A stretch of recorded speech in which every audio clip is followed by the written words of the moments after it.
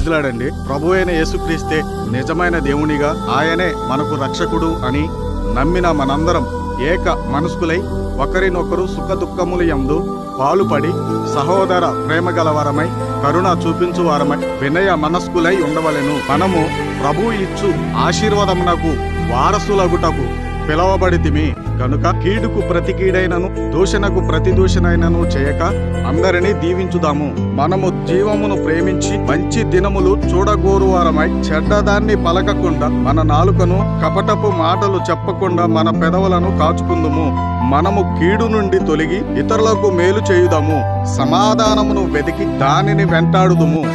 ఎందుకంటే ప్రభువు కన్నులు నీతిమంతుల మీదను ఆయన చెవులు వారి ప్రార్థనల వైపునకు తిరిగి ఉన్నవి కనుక ప్రభువు ముఖము కీడు చేయువారికి విరోధముగా ఉన్నవి.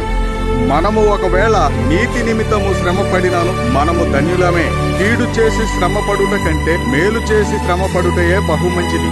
మన ప్రభు అయిన యేసుక్రీస్తు వారు కూడా శరీరమందు శ్రమపడేను కనుక మనము కూడా అట్టి మనస్సును ఆయుధముగా ధరించుకుందుము. శరీర విషయంలో శ్రమపడిన వాడు శరీరమందు జీవించు మిగిలిన కాలము ఇక మీదట మనుజాసలను అనుసరించి నడుచుకొనక ప్రభువైన యేసుక్రీస్తు ఇష్టానుసారంగానే నడుచుకున్నట్లు మనకు పాపముతో జోలి ఇక నేమియు లేక యుందుము.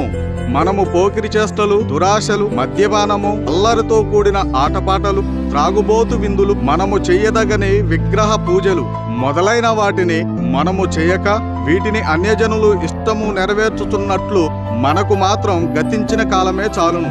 అపరిమితమైన వీటన్నిటిని అన్యుల ఇష్టాలను మనము చేయకపోయినందున వారు ఆశ్చర్యపడి మనల్ని ద్వేషించుచున్నారు.